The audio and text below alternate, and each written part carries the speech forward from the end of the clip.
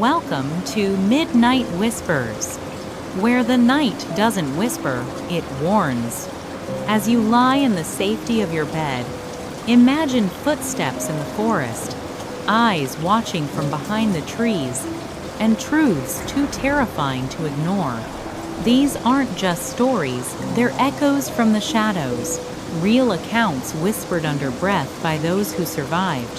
So close your eyes, but don't fall asleep too fast. The darkness remembers. Imagine driving on a road so isolated, they call it the loneliest in America. What if, one night, you simply vanished? That nightmare became a chilling reality on September 17, 1994, for Martin Owens, a 41-year-old veteran trucker traversing Nevada's desolate Interstate 50.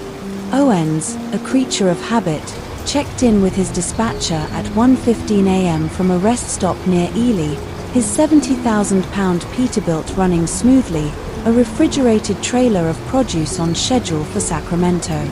Just over an hour later, another trucker, Dale Howell, exchanged the customary headlight flash with Owens, a fleeting moment of normalcy in the vast darkness. But it was what followed that etched itself into the annals of unsolved mysteries.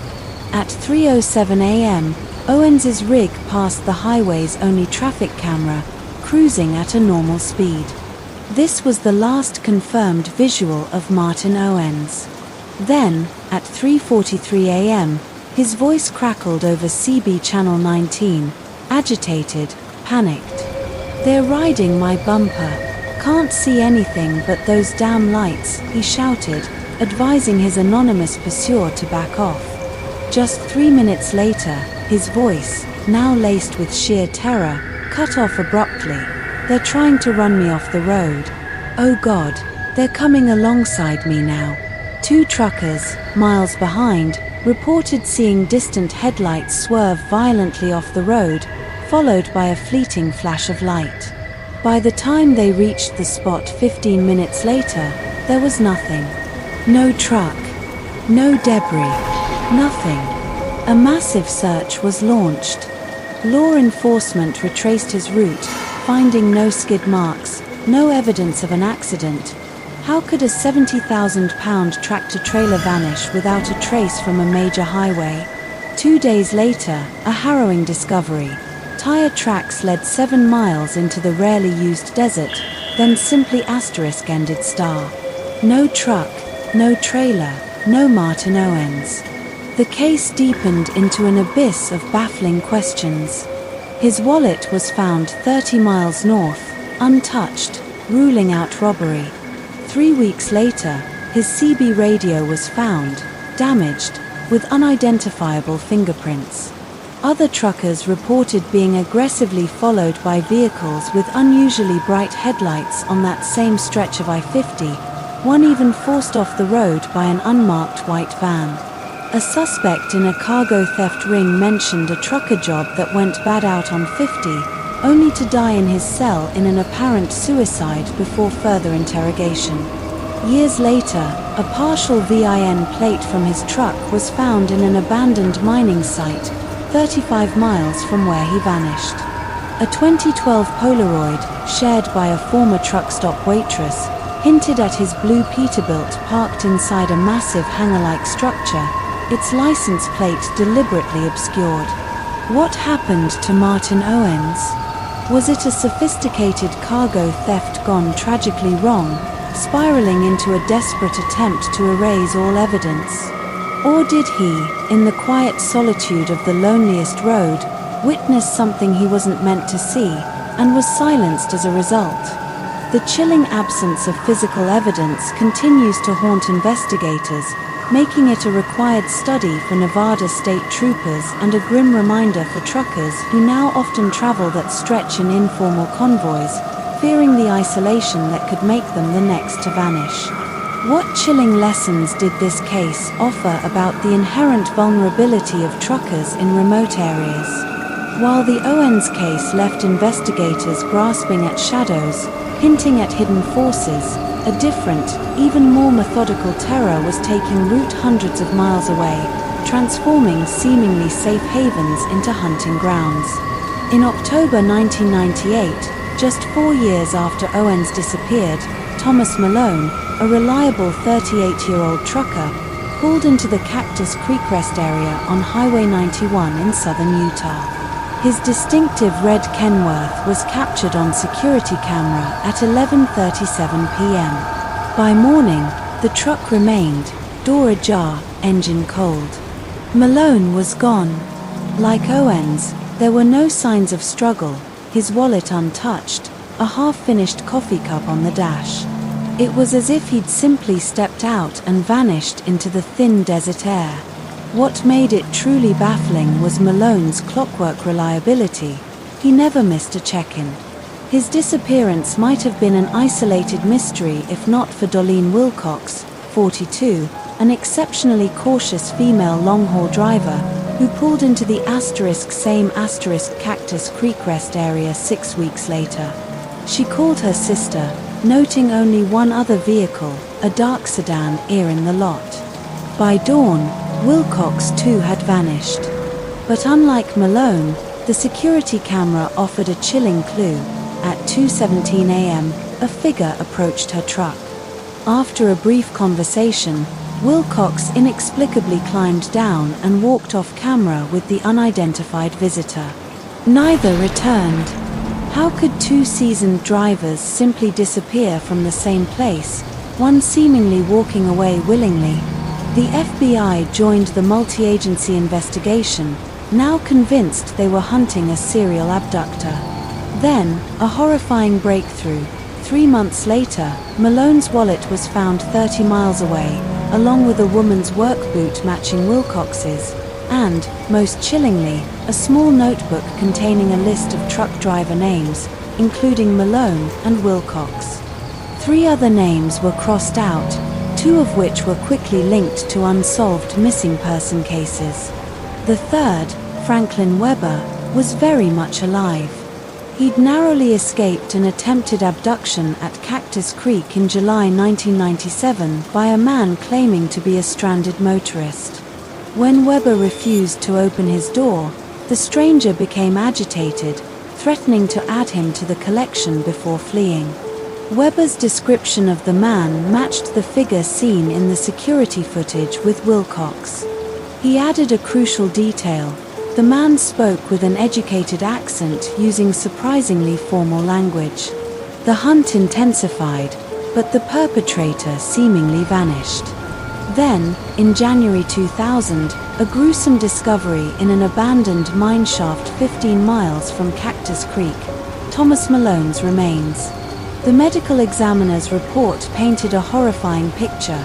Malone had been subjected to systematic trauma for weeks, ultimately dying of starvation. As investigators searched other mines, they found crude cells, personal items belonging to Wilcox and another missing trucker, and a makeshift trophy room filled with logbooks, keys, and surveillance photos of truckers.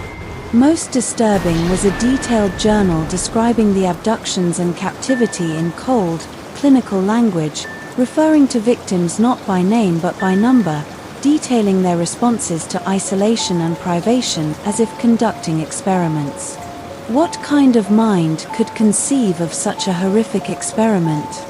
The answer came 2 years later, in 2002, with the arrest of Edward Crane, a 45-year-old former psychology professor. Found in his vehicle were fake IDs, a police scanner, and maps marking remote rest areas. A search of his home revealed a hidden room with matching surveillance photos and journals, continuing the chilling clinical observations. Crane, who had lost his university position in 1996 following complaints about ethically questionable research proposals involving isolation and human psychological breaking points, showed no remorse. They were perfect subjects, he reportedly told investigators, isolated, self-sufficient, accustomed to discomfort. I wanted to see how long they would maintain hope in a hopeless situation. His method was chillingly simple. He exploited the trucker's willingness to help a fellow traveler, approaching them with plausible stories, then incapacitating them with a concealed stun gun before transporting them to his network of makeshift cells in abandoned mines. Edward Crane was convicted of 4 counts of kidnapping and murder, receiving multiple life sentences. Authorities believe the confirmed victims are only a fraction of his true crimes. The Cactus Creek abductions fundamentally changed how the trucking industry approaches driver safety, leading to increased security measures at remote rest areas and the eerie nickname Dead Man's Curve for Cactus Creek.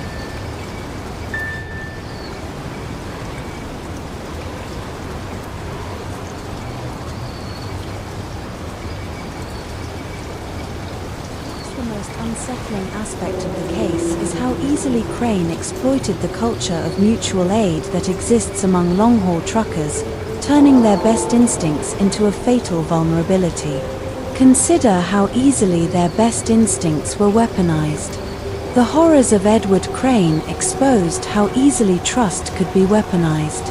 But even as the industry grappled with these lessons, a different, equally insidious threat was taking root, transforming seemingly safe havens on America's highways into hunting grounds. On March 12, 2005, veteran trucker Ray Simmons pulled his 18-wheeler into the Blue Mountain Truck Plaza in rural Pennsylvania, looking forward to a hot meal and some sleep. Surveillance footage captured him leaving the diner, walking to his truck at the far end of the lot. Ray Simmons was never seen alive again. The next morning, his dispatcher, accustomed to Ray's military-precise schedule, knew something was wrong when his GPS showed the truck hadn't moved. Police found Ray's rig locked, his logbook open, and a container of untouched meatloaf on the passenger seat. Whatever happened, it occurred before Ray even entered his truck. 3 days later, a chilling discovery. Ray's wallet was found 7 miles away, containing his cash, credit cards, and a disturbing Polaroid. It showed Ray, clearly unconscious, his hands bound with zip ties.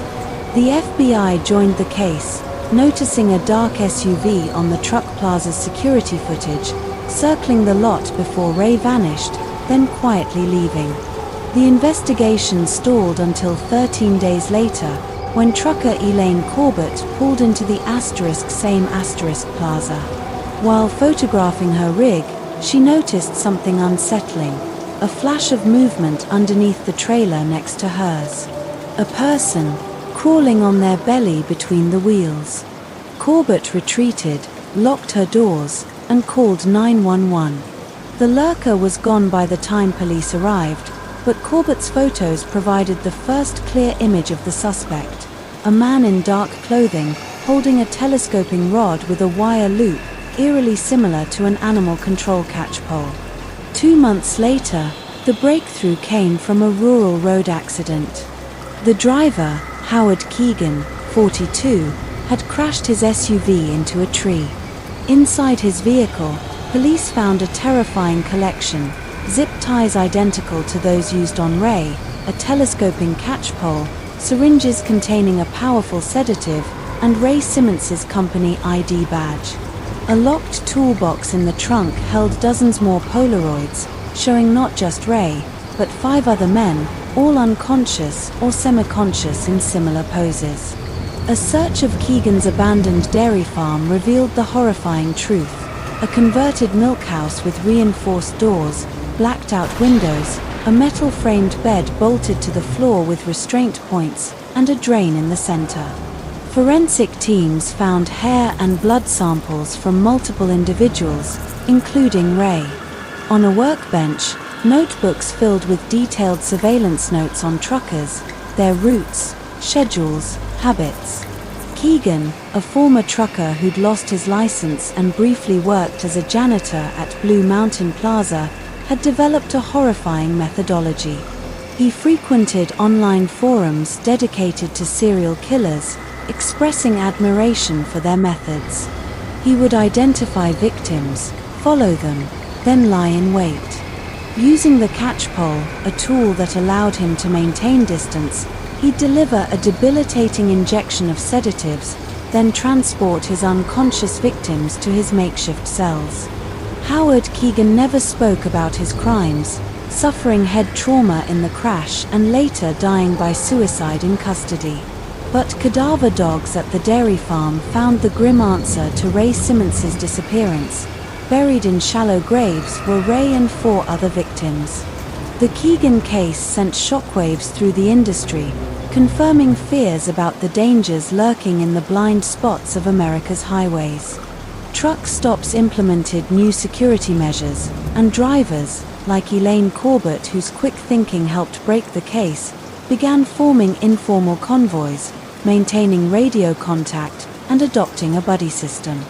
It was a stark reminder of how easily a trucker's inherent isolation could become a deadly vulnerability. How many of us, in our daily lives, might unknowingly rely on the very instincts a predator seeks to exploit? The dangers lurking in the blind spots of America's highways were undeniable. Yet, the predatory nature of the road was far from exhausted. A new kind of terror was about to emerge, targeting truckers with a chillingly simple, yet devastating, signature. On July 8, 2011, Darren Wilkins, a 36-year-old trucker, pulled his rig into the Ocato rest area on Interstate 10 in Arizona. He was found hours later, strangled in his cab with a thin wire garrote. Nothing was stolen. Most unsettling, clutched in his hand, was a small, yellow plastic whistle. It didn't belong to him. It appeared to have been deliberately placed. 3 weeks later, 150 miles east in New Mexico, another trucker, Elena Vasquez, was found murdered in her sleeper berth under eerily similar circumstances. Garroted, nothing stolen, and a small blue whistle in her hand. The FBI formed a joint task force, quickly linking the murders to a third victim, Peter Krause, found dead 7 months earlier in Texas. His death had been initially attributed to a heart attack, but a small green whistle found near his body had gone unremarked. Media outlets dubbed the unknown killer the Whistler. The wire garrotes were standard picture-hanging wire, the whistles mass-produced toys, leaving no discernible forensic evidence. The breakthrough came when a New Mexico truck stop cashier, Melissa Torres, contacted authorities. Weeks before Vasquez's murder, she'd seen a man in a white panel van offering to sell security devices to truckers, particularly those who were alone. She'd noted his Arizona license plate. That number led authorities to Raymond Mercer, a 47-year-old former security system installer with a history of petty offenses and impersonating a security guard. He'd been fired 3 years earlier for erratic behavior and unsettling comments about his client's personal safety. Surveillance showed Mercer making regular trips along I-10, watching truck stops. When he was observed attempting to gain entry to an occupied truck while wearing gloves, he was arrested. In his van, police found picture-hanging wire, dozens of plastic whistles, and a notebook detailing his observations about rest areas, including which had security cameras. Most damning was a crude map marking the 3 known murders, each annotated with a date and a colored dot matching the whistle left at the scene. Mercer, initially denying involvement, soon shared details only the killer could know. He explained his twisted methodology. Posing as a security consultant, he would gain truckers' trust by showing them a modified car alarm remote. "All I needed was for them to open the door," he chillingly confessed. Once inside, he would use the garrote. The whistles, he explained with disturbing lack of emotion, were his signature, a perverse reference to the idea that no one would hear them whistle for help. His computer revealed a document titled Rest Stop Protocol, outlining his selection criteria. He targeted isolated drivers, using a handheld scanner to avoid anyone communicating on CB radio. He wanted those least likely to be immediately missed. Raymond Mercer eventually pleaded guilty to 8 counts of first-degree murder avoiding the death penalty. His only statement to the judge was, "They never heard me coming." The case of the Whistler profoundly changed how the trucking industry approached safety. Companies implemented buddy systems, enhanced security features, and many truck stops installed panic buttons. The American Trucking Association launched a Never Alone campaign, encouraging drivers to connect and verify strangers before opening their doors. For the thousands of men and women who make their living on America's highways, the legacy of the Whistler is a chilling awareness that sometimes the greatest dangers aren't found on the road itself, but in the seemingly safe places where they stop along the way.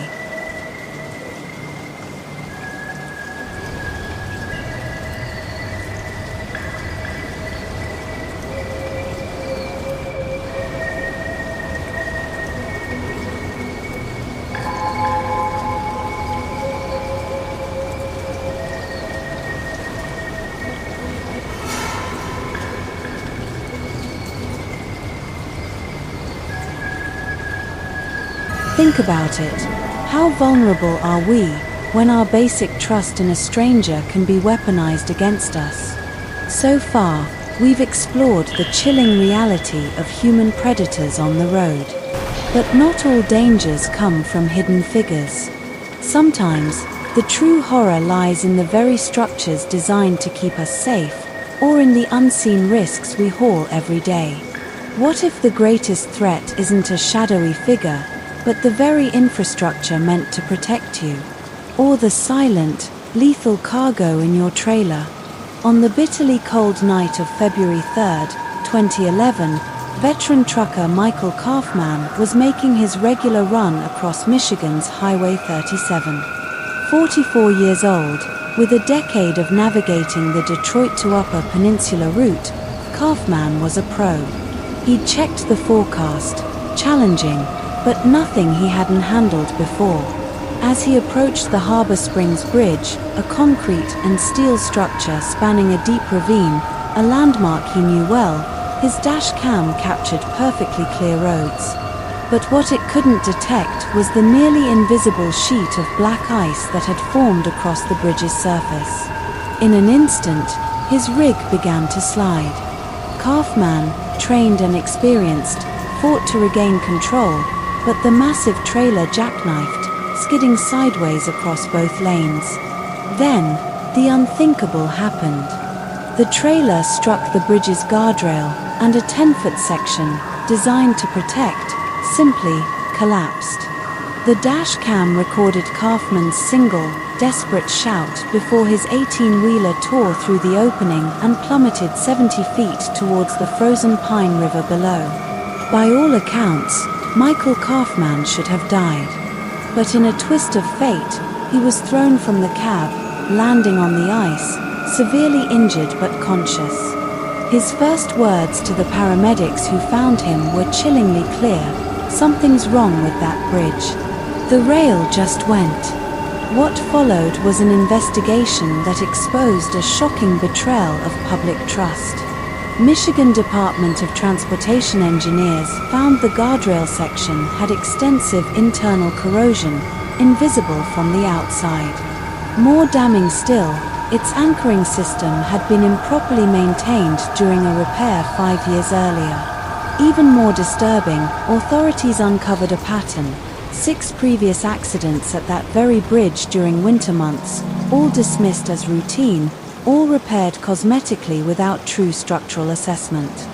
Former Regional Highway Maintenance Supervisor Jacob Merritt admitted he'd known about the deficiencies for years, documenting them in reports that were repeatedly shelved due to budget constraints. Instead of full repairs, only temporary fixes were authorized. And official inspection reports? They were altered, downgrading urgent structural concerns to mere routine maintenance needs. Leonard Walsh, the regional director, had explicitly instructed his staff to find a way to make this a next fiscal year problem. Think about that for a moment. People in positions of power making calculated decisions to delay essential repairs, directly gambling with human lives, all to avoid exceeding a budget. Walsh and 6 other individuals faced criminal charges, with Walsh serving time in prison. But the true cost was borne by Michael Kaufman. 17 surgeries, months of grueling physical therapy, he would never walk normally again. A traumatic brain injury ended his trucking career. His lawsuit against the state settled for a fraction of his lifetime care costs. From his wheelchair, Kaufman told reporters, "They knew that bridge was a death trap waiting to happen and they did nothing. How many more are out there? That's what keeps me up at night." His question was tragically prophetic. The Harbor Springs incident triggered a statewide review in Michigan, revealing 4 to 7 similar bridges needing urgent repairs, 9 of which were closed entirely. The investigation expanded, uncovering more than 300 bridges across the upper Midwest with potentially fatal flaws, masked by cosmetic fixes or falsified documents. The American Society of Civil Engineers would later call it the most widespread infrastructure fraud scheme in modern American history. For the trucking community, it was a seismic shift. The American Trucking Association launched an anonymous reporting system for drivers to document dangerous infrastructure. In just 1 year, it received over 12,000 reports, leading to the emergency closure of 28 structures nationwide.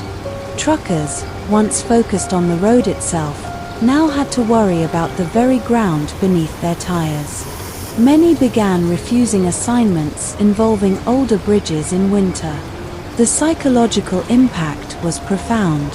The legacy of Harbor Springs lives on through federal legislation, often called Kaufman's Rule, requiring public databases of bridge inspection records. But for Michael Kaufman, no law could undo the damage. His life irrevocably altered, he became a tireless advocate for infrastructure safety. As he testified before Congress, "We accept risks. What we can't accept is driving across bridges that transportation officials know are dangerous. That's not a risk. That's a betrayal." But beyond failing infrastructure, what if the threat you face is the very thing you're entrusted to carry? What if the cargo itself holds the power to unleash unimaginable disaster? Meet Marcus Delaney.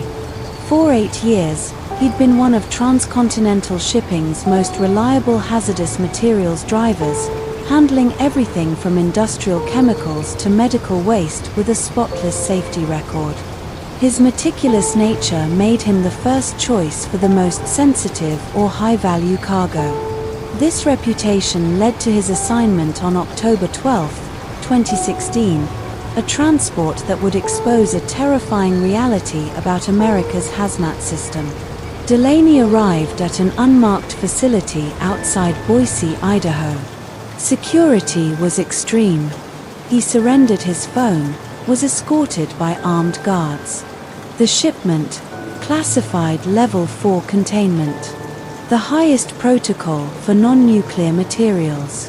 In all his years, Delaney had only handled 2 such shipments, both with armed escorts.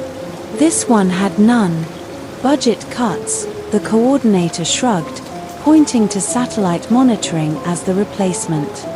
What was he carrying? That's neat to know. And according to this paperwork, "You don't need to know," came the chilling reply. He was only told the emergency protocol, a 5-mile upwind evacuation if containment was breached. And there was a specialized kit in his cab, essentially a heavily reinforced body bag for the cylinder, to be used only as a last resort. Delaney, a man who understood the implications, knew this meant whatever was inside that 4-foot-tall cylinder was extraordinarily toxic, airborne, and almost certainly lethal. Deep in Idaho's isolated mountain terrain, on a dark, cold night, Delaney was alone with his classified, deadly cargo. At 12:23 a.m., his dashboard lit up. The primary electrical system failed. Seconds later, the backup system flickered and died. The truck's engine sputtered and died, leaving him coasting.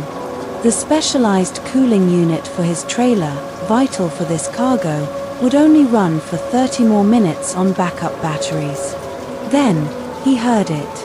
A faint but distinct hissing from the trailer.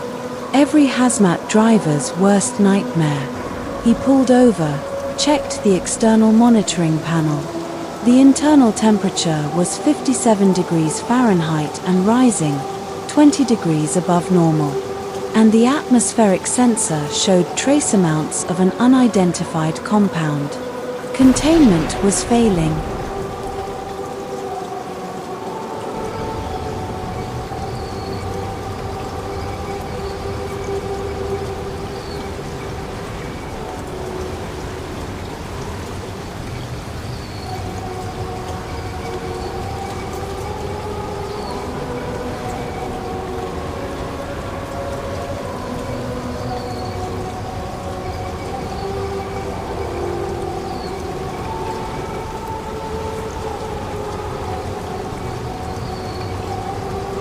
He had 20 minutes.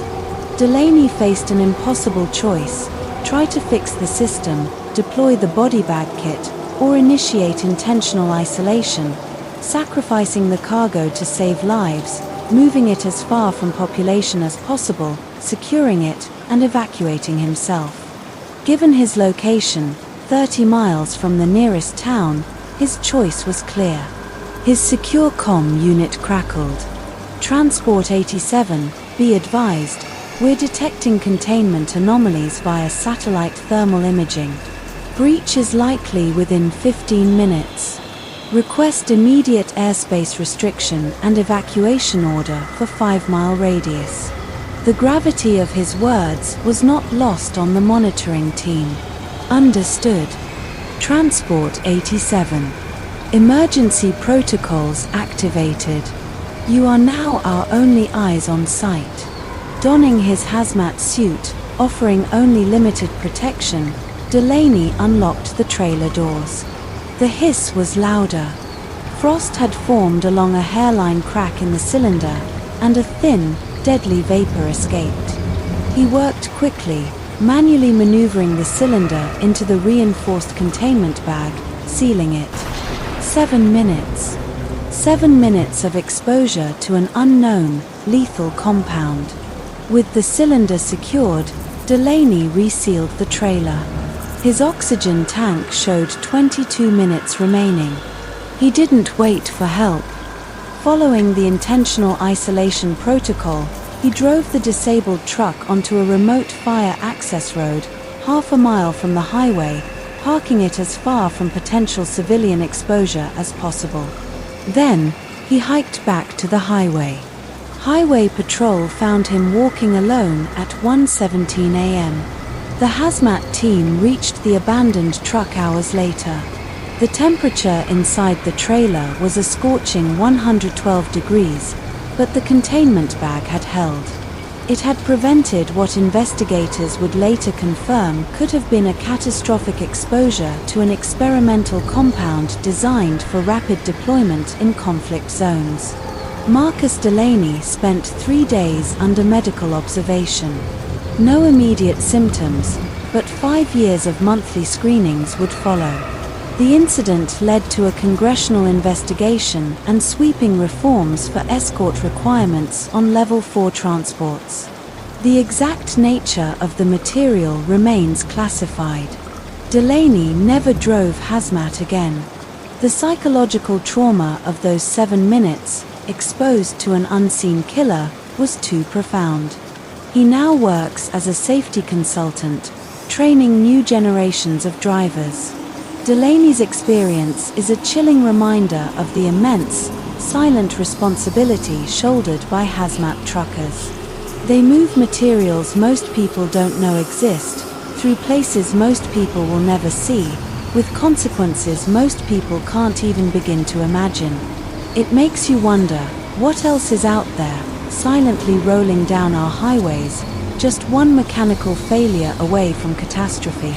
While some faced unseen dangers or systemic failures, others stared directly into the eye of nature's fury, becoming unexpected heroes when disaster struck.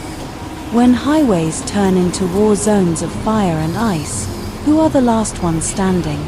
The answers might surprise you.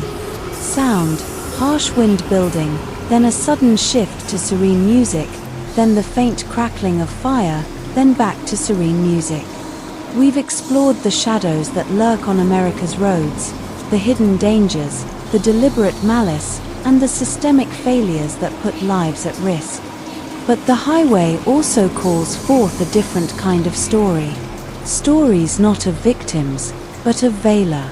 Of ordinary men and women behind the wheel of an 80,000-pound rig, who, when confronted by nature's most ferocious assaults, chose to defy protocol, to ignore self-preservation, and to become the unexpected heroes of the highway. These are the moments when the true grit and moral compass of America's truckers shine brightest, transforming scenes of chaos into powerful testaments to the human spirit. Our first story takes us to the desolate, unforgiving plains of North Dakota, where the quiet stoicism of a veteran driver was tested against the fury of a historic blizzard. Curtis Hoffman, a 47-year-old trucker from Milwaukee, had spent over 2 decades navigating the treacherous winter roads of the Midwest. To him, weather was simply part of the job, something to be respected, prepared for, and ultimately endured. But nothing in his 23 years on the road could have prepared him for the events of January 12, 2017. Sound, harsh wind building, snow crackling, straining engine. A massive Arctic air mass had collided with Gulf moisture, creating a storm that defied all predictions. By 2:30 p.m., as Curtis crossed into North Dakota on Interstate 94, his dash camera, an unblinking witness to the unfolding chaos, captured his growing concern. The snow, which had begun as lazy flakes, now whipped into a driving sheet of white. Wind gusts, unseen but felt, buffeted his truck, creating swirling ground blizzards that swallowed the highway whole. "Wind's picking up something fierce," Curtis muttered, his voice a low rumble on the recording. "Might need to find somewhere to wait this out soon." Then, his radio crackled with an urgent message. I-94 was closing. All drivers were advised to exit and seek shelter. The nearest exit, Linwood, was 12 miles ahead. Curtis, a man of precise calculations and disciplined habits, knew he could make it. But he was driving into a meteorological anomaly, a rare mesoscale snowband, capable of producing snowfall rates exceeding 3 inches an hour, coupled with near-hurricane force wind gusts. At 3:26 p.m., the world outside his cab vanished. His dash cam showed nothing but a featureless white void. Using the rumble strips as his only guide, Curtis slowed to a crawl, desperate for any sign of the Linwood exit markers. And then, through the swirling white, a flash of red brake lights. Directly ahead. They vanished. Then reappeared, closer, at an angle. A passenger vehicle had spun out, now a ghost in the blizzard, sideways across the right lane and shoulder. Curtis, with the practiced hands of a master, swerved left, skillfully keeping his immense rig under control on the treacherous surface. As he passed, his side camera caught a brief, chilling image. A sedan with Michigan plates, hazard lights blinking weakly, already half buried under drifting snow. Sound, static on CB radio, then a child's faint, muffled cry. Protocol in such situations is clear. Commercial drivers are trained to continue to a safe location, then report stranded vehicles to authorities. Attempting roadside assistance in dangerous conditions creates additional, often fatal, hazards. It's a rule born of safety and logistics. But as Curtis reached for his radio, his attention was drawn to something his side camera had captured, something that protocol didn't account for. A child's face, small and vulnerable, appeared briefly in the sedan's rear window, illuminated by the truck's passing lights.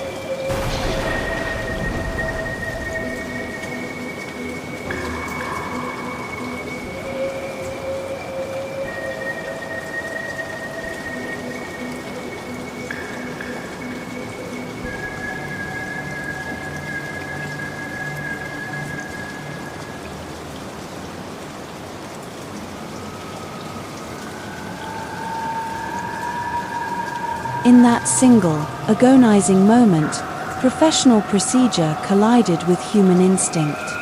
What would *U* do? Would you keep going, following the rules, or would you risk everything for strangers? Curtis Hoffman made his choice. In the next 30 seconds, a decision that would later be described by authorities as both against all professional procedure and the only decent human choice possible. He carefully maneuvered his 18-wheeler, a massive shield against the relentless wind, to a stop 200 feet ahead of the stranded vehicle. Sound, truck horn, muffled by snow, then a determined grunt. He positioned it as a windbreak, hazard lights and emergency beacons blazing a desperate warning in the blinding white. Fighting against winds that meteorological instruments would later measure at 58 miles per hour, with a wind chill of -35 degrees, Curtis battled his way back to the sedan. Inside were Rebecca Keller, 34, and her two children, Emma, 7, and Jacob, 4, who had been traveling to Fargo when their car spun out nearly 40 minutes earlier. Their situation was dire. The car's fuel was low, the heater failing, and snow was rapidly enveloping the vehicle. Help, they'd been told, was hours away.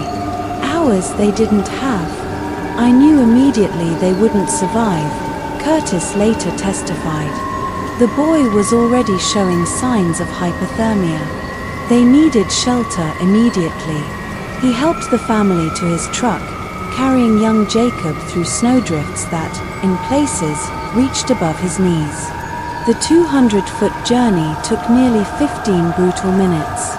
Once inside the relative safety of his cab, he cranked the heat, provided emergency blankets, and began a vigil that would last for nearly 24 hours. The truck's dash cam continued recording, providing a haunting documentation of their ordeal. At 6:18 p.m., it captured Curtis rationing food and water from his emergency supplies. By 8:40 p.m., the truck was completely buried by snow up to the bottom of the windows. Throughout the night, he maintained a strict regimen, running the engine for 30 minutes, then shutting it down for 15 to conserve fuel, constantly monitoring the exhaust pipe to ensure it remained clear of snow to prevent carbon monoxide poisoning, a silent killer that claims lives in similar situations almost every winter. And between these critical tasks, he kept the children distracted with stories and simple games, a kindness Rebecca Keller would later describe as the thing that kept them all from panicking completely. Sound, soft, calm music mixed with muffled wind and a child's quiet laughter. By dawn on January 13th, the storm finally began to abate, but their situation remained precarious. With fuel running dangerously low, and temperatures inside the cab dropping to unsafe levels when the engine was off, Curtis made another critical decision. Using tools from his emergency kit, he and Rebecca spent nearly an hour packing snow against the truck's doors and windows, a counterintuitive move that nevertheless employed the same principle used in igloos, snow's natural insulating properties.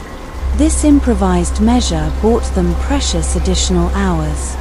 Finally, at 2:37 p.m., nearly 24 hours after he first encountered the stranded family, the distinctive sound of heavy equipment became audible through the howling wind.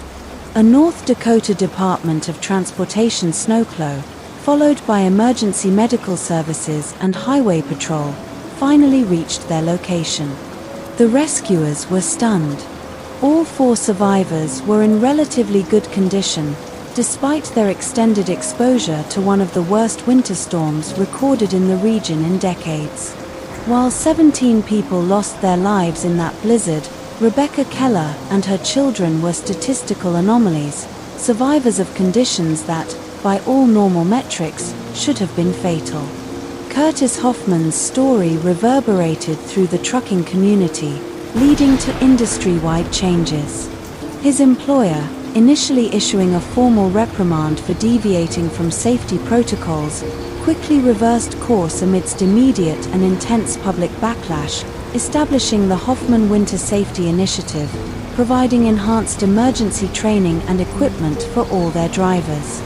North Dakota, responding to the events of January 2017, passed what became known as the Hoffman Act, which provided liability protection for commercial drivers who stopped to render emergency assistance during declared weather emergencies, effectively removing the professional risk of choosing humanity over protocol.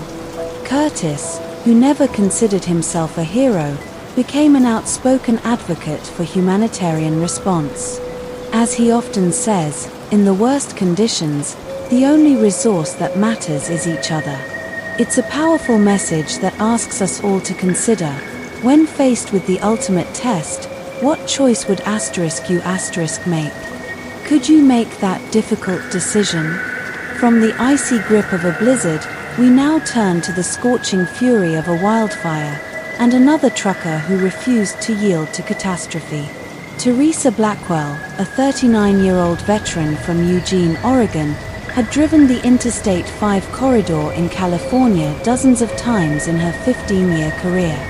Hauling medical supplies, August 17, 2018, began as a routine summer haul. But California that summer was a tinderbox.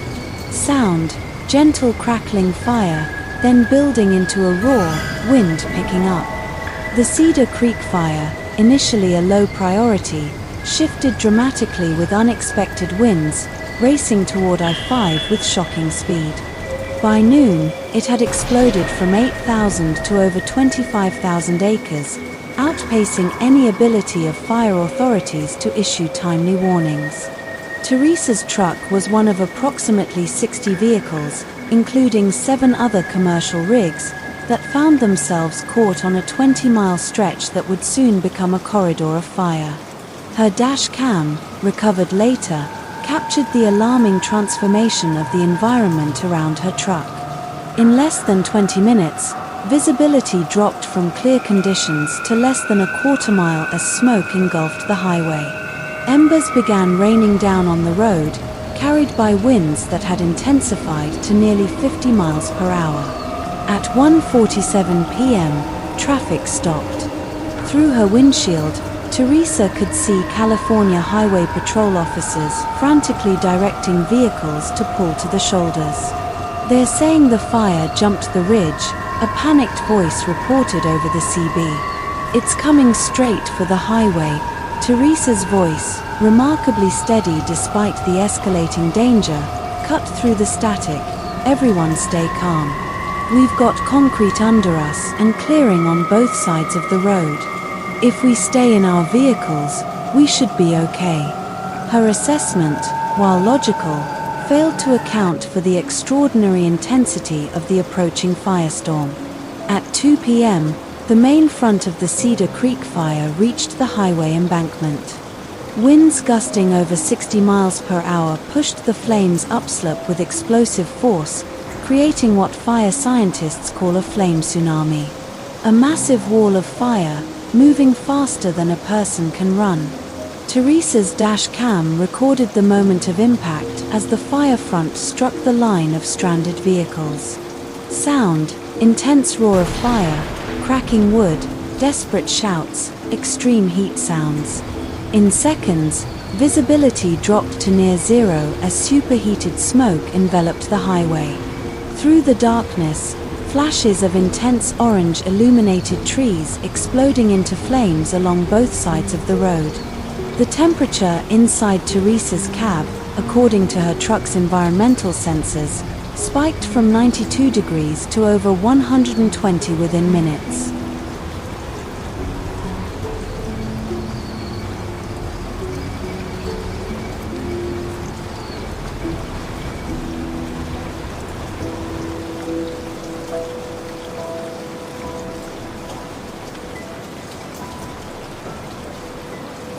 Was 45 minutes of sustained terror that survivors would later struggle to describe. With nowhere to go, no way to drive out of the inferno, the trapped travelers could only hunker down in their vehicles and hope the fire front would pass before the intense heat became lethal. For Teresa, whose training included emergency protocols for various road hazards, the situation demanded immediate action. Her dash cam and the recovered audio from her cab recorder documented her methodical response to the escalating crisis. First, she broadcast clear instructions to nearby truckers: shut down engines. Fire will consume oxygen and could suffocate engines. Save batteries for emergency measures. Close all vents. Use water to dampen any cloth you can find and cover your face. She then took inventory of her own resources: 2 gallons of drinking water, an emergency breathing mask from her hazmat kit, and the relative protection of her well-insulated cab. She dampened towels and sealed them around the edges of her doors and windows, creating makeshift filters against the toxic smoke seeping into the cabin. Sound, muffled voices, Teresa's calm instructions cutting through chaos. Through gaps in the smoke, Teresa could see other travelers who were less prepared. A family in a minivan directly ahead appeared to be panicking, children pressed against the windows. Using her truck's horn to get their attention, she held up written instructions on a piece of cardboard: stay in vehicle. Wet clothes. Cover faces. The most harrowing moment, captured clearly on the dash cam, came at approximately 2:23 p.m. A massive Douglas fir, its trunk already compromised by fire, crashed across the highway less than 50 feet ahead of Teresa's truck. The tree struck a passenger car, crushing its roof. Without hesitation, Teresa grabbed her emergency kit and left the relative safety of her cab. The external camera on her truck recorded her fighting through intense heat and near-zero visibility to reach the damaged vehicle. Finding the driver's side crushed, she circled to the passenger door, which she managed to wrench open after several attempts. From inside, she pulled an unconscious man, later identified as 68-year-old retired school teacher Martin Delaney, across the center console and out of the wreckage. Half dragging, half carrying Delaney, Teresa returned to her truck. The entire rescue took less than 2 minutes, but the external camera shows how the extreme conditions immediately affected her. Her exposed skin reddened visibly from the intense heat, and she stumbled twice from the combined effects of smoke inhalation and poor visibility.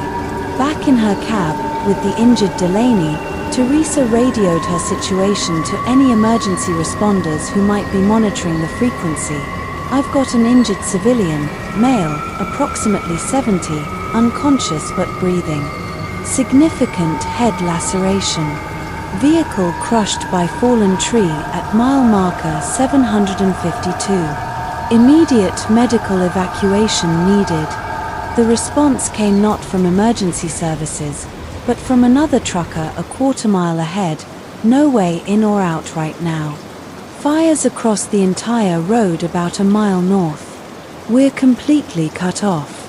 For the next 30 minutes, Teresa administered basic first aid to Delaney, monitored his breathing, and continued broadcasting their position, all while the firestorm raged around them. The cab temperature continued to rise, reaching nearly 140 degrees despite all her efforts to insulate against the heat. Dashcam footage shows her regularly pouring small amounts of water over both herself and the still unconscious Delaney to prevent heat stroke. At approximately 3:10 p.m., the main fire front began to pass, having consumed most of the available fuel in the immediate vicinity. Visibility improved slightly, revealing the full extent of the devastation. Trees continued to burn on both sides of the highway, but the massive wall of flame had moved east, leaving behind a smoldering, apocalyptic landscape. As conditions marginally improved, Teresa spotted the flashing lights of emergency vehicles approaching from the south. Her final recorded words before emergency responders reached her truck captured both relief and lingering concern. "They're coming. Hang on, sir. Help is almost here. The full scope of the Cedar Pass fire entrapment, as it came to be known, only became clear in the following days. Of the 60-plus vehicles trapped in the fire corridor, 58 people emerged alive, many suffering from smoke inhalation and heat exposure, but remarkably, with no life-threatening injuries. 3 people died. Martin Delaney, the man Teresa pulled from the crushed car, spent 2 weeks in intensive care with a fractured skull and third-degree burns on his arms. He would later credit Teresa's quick action with saving his life, telling reporters, "I remember the tree coming down and then nothing until I woke up in the hospital. The doctors told me I had minutes before smoke inhalation would have killed me if I'd stayed in that car." For Teresa Blackwell, the ordeal left both physical and psychological scars. She suffered second-degree burns on her face, neck, and arms from her rescue effort, requiring skin grafts and months of recovery. The psychological impact proved equally challenging. PTSD manifested in recurring nightmares and panic attacks triggered by the smell of smoke or the sound of strong wind. Yet the experience also transformed her into an unexpected advocate for improved emergency protocols on America's highways. Her dash cam footage, which she donated to the National Fire Protection Association, became a cornerstone of educational materials used to train both professional drivers and emergency responders. California implemented a new integrated alert system, linking fire behavior modeling directly to transportation management centers, allowing for earlier highway closures when fire behavior suggests potential risk to travel corridors. The system has since been adopted by 5 other western states prone to wildfires. Teresa eventually returned to trucking 9 months after the incident, though she requested routes that kept her away from high-risk fire areas. When asked by an interviewer why she chose to go back to the profession despite her traumatic experience, her response was straightforward: "The road is still where I belong. But now I drive with a deeper understanding of what it means to be responsible for not just my cargo, but potentially for the lives of everyone around me on that highway." These acts of courage remind us of the incredible human element at the heart of the trucking industry. But the road also holds subtle, insidious threats that require a different kind of vigilance, changing how drivers perceive every stop, every glance in the mirror. What if the greatest danger on the road isn't a natural disaster or a known predator, but something far more subtle, hiding in plain sight? For Nathan Reed, a veteran trucker with 15 years navigating the treacherous curves of Colorado's Independence Pass, the answer arrived on a seemingly routine morning in June 2018. Reed knew every switchback, every gradient, every potential hazard of that narrow mountain route.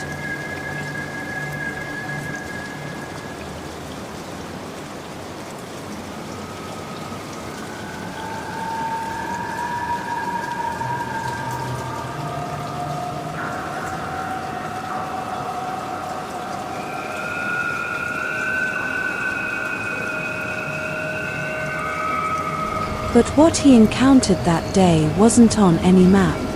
As he began the series of sharp switchbacks leading to the 12,000-foot summit, he spotted a commercial pickup at a maintenance pullout. 2 men in what appeared to be Colorado Department of Transportation uniforms were placing cones around a section of guardrail. Nothing particularly alarming, just routine maintenance. Yet, something nagged at Reed, a subtle discord in the familiar symphony of the road. 10 minutes later, as he navigated a particularly sharp curve known as Widow's Turn, it hit him. The pickup had lacked the standard CDOT markings and identification numbers. A tiny detail, easily missed by anyone else, but for Reed, who regularly interacted with legitimate crews, it was a glaring red flag. Before he could call State Patrol, his truck's engine warning light flashed, followed by a sudden, alarming loss of power. He'd carefully maneuvered his struggling rig into a scenic overlook, and what he found under the hood sent a chill through him. The main fuel line had been cleanly cut, then loosely reattached. It was sabotage, designed to allow the truck to run for minutes before failing. Had it happened just 2 minutes later, Reed would have been navigating Shepherd's Cliff, a section with no shoulder and a perilous 1,500-foot drop. Imagine the catastrophic potential, a runaway semi on a popular tourist pass. How many of us, driving our daily commutes, would notice such a subtle anomaly, or discern the malicious intent behind a seemingly minor mechanical glitch? Nathan Reed's keen eye and quick wit didn't just save his life, they averted a potential mass casualty event. His dashcam had captured clear images of the saboteurs and their license plate. With no cell signal in the remote pass, he relied on his truck's satellite communication system, sending an urgent alert. Moments later, the same sedan from earlier reappeared, pulling into the overlook. The two men, now out of uniform, approached, one openly brandishing a tire iron. Reed, locked inside his cab, blasted his air horn, startling them. When one pulled a handgun, Reed activated a hidden defense, a powerful pneumatic air blast from his truck's undercarriage, disorienting his attacker just as a Colorado State Patrol unit rounded the bend. The arrests revealed a sophisticated cargo theft ring responsible for at least 7 other mysterious mechanical failures and 2 complete disappearances of trucks in the region. Reed's story is a powerful reminder that the threats faced by truckers are ever evolving, sometimes cloaked in plain sight. But it also serves as a capstone, synthesizing the profound lessons learned from the terrifying journeys we've explored. From Martin Owen's inexplicable vanishing act and the methodical terror of Edward Crane, we learned the chilling vulnerability of isolation, driving the early implementation of GPS tracking and emergency check-ins, along with enhanced security at remote rest stops. The rest stop nightmares orchestrated by Howard Keegan and Raymond Mercer exposed the exploitation of trust, forcing the industry to adopt mandatory check-ins, panic buttons, and training on how to verify the credentials of strangers, even those claiming authority. We saw the profound bravery of Michael Kaufman, who survived a bridge collapse caused by systemic corruption, and the heroic leadership of Teresa Blackwell amidst a wildfire inferno. Their stories, alongside the high-stakes dangers faced by Marcus Delaney with his hazardous cargo, revealed not just the unseen threats from crumbling infrastructure and silent, lethal shipments, but also the extraordinary resilience of commercial drivers. These lessons have led to monumental industry-wide reforms. GPS tracking and emergency alert systems are now standard. Panic buttons and expanded security patrols transform truck stops that once felt like hunting grounds. Training programs now include modules on identifying deceptive tactics, recognizing sabotage, and responding to natural disasters. The buddy system, once a rookie practice, is now standard for veterans. Infrastructure transparency laws, like Kaufman's rule, ensure public access to bridge inspection records, combating the bureaucratic black boxes that allowed dangers to fester. For the men and women who continue to drive, the psychological impact of these incidents is profound. The open road, once a symbol of freedom and solitude, now often carries a shadow of hypervigilance. Every rest stop, every passing vehicle, every glint of an unfamiliar light in the mirror can trigger a moment of heightened awareness.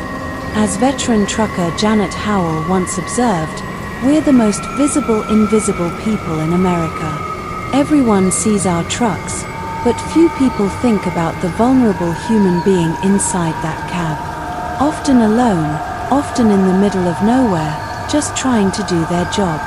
Yet, despite these risks, truckers remain the unsung backbone of our economy.